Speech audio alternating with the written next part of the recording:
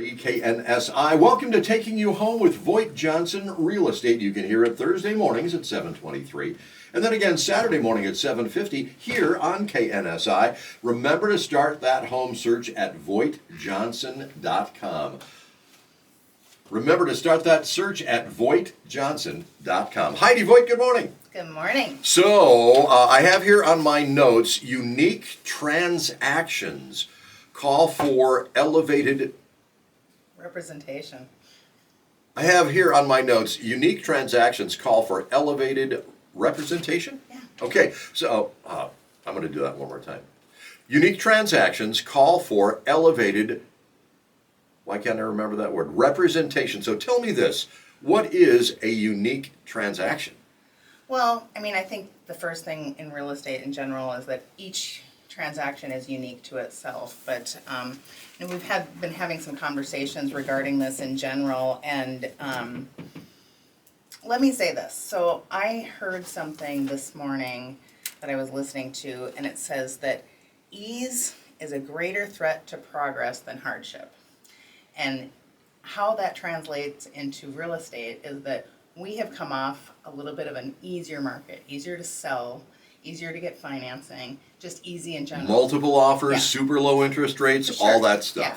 So what happens is that ease becomes a threat to how people are represented because agents have to know a little less, right? So Right.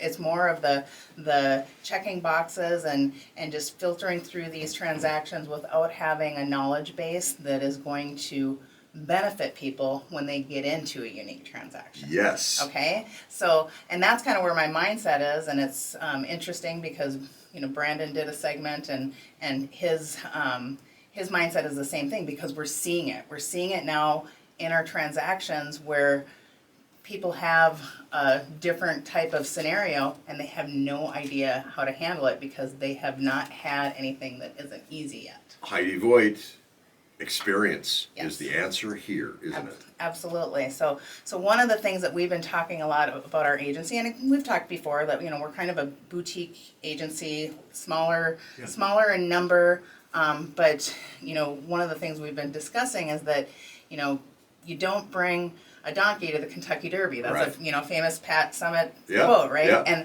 And that's where we want to be the thoroughbreds of our industry and being able to provide an elevated representation to people. Heidi, how long have you been selling involved with real estate? I started selling in 2009. Okay. Prior to that, I worked for a builder for about 8 years. Sure. So you really see things from a lot of different perspectives, right? Yep. But the most important thing, in my opinion, is the experience, because when you see things ebb and flow, come and go, Yep. you know what may be next. You know how to deal with that kind of stuff. Well, for sure, and that's where even in a smaller agency, if somebody hasn't been in that situation, there is somebody with a longevity experience to be able to tap into and say, okay, this is what I've got going on. What are the possibilities that could happen? And it's a matter of thinking outside of the box and saying, okay, well, none of the things that could happen here are in my boilerplate paperwork. Yeah, really. So what can I come up with? And so we talk through those dynamics. It could be as simple as, I think Brandon had talked about septic systems, right? Yeah. So, in a septic situation, let's say you have somebody that they know their system's probably going to fail. Right. They probably don't want to test that septic system until they know that their contract is pretty solid. Because one of the ebbs and flows of timing is that if your septic system fails, that compliance inspector notifies the county, and then you are on a timeline in which to get it improved. Right.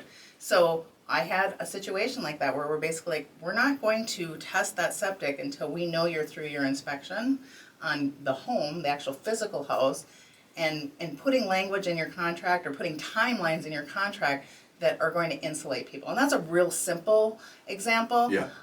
When you're coming to land purchases and things like that, it's a matter of putting language in contracts that will allow for due diligence to happen after you have contracted a price, right? Okay, sure, yeah. So some of those scenarios, and that's what we're running into right now, where I really feel like, inspections are happening again, different financing situations are happening again that haven't been in our marketplace. Right. And people don't know how to navigate through it. But you've seen that before. For sure. So and again, that's why the whole deal about experience, you're starting to see dealing with closing costs, and, maybe the seller is willing to do this if you're willing to do that.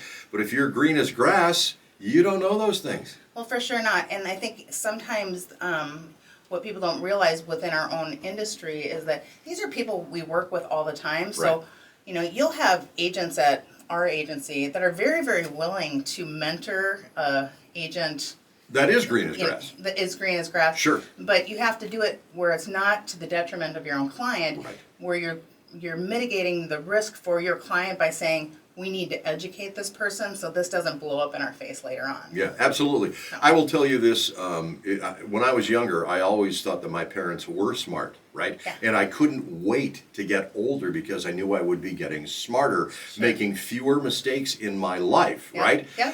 Folks, I'm here to tell you, man, when you're going out there and you're buying a house, that real estate transaction may be the largest investment of your life.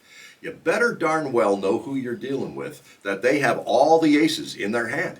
Right? Absolutely, absolutely. And there's no guarantees, but part of our job is not to just unlock doors, it's to help people manage risk and know that what they're jumping into is a good risk and a good investment. Yeah. And that can be from things of, going with the buyer and looking at a house and saying, what are you going to have to do here in the next 5 years? Yeah. If- Asking those yeah, questions. Yeah, the price might be this, but what you're going to actually outlay in order to make this livable and sell it later on, you might be better off spending 10 grand right now. Yeah, it makes perfect sense because, if you look at that deal and you go, wow, this sounds a little too good to be true, I always go, what's wrong? Yep, Right? yep.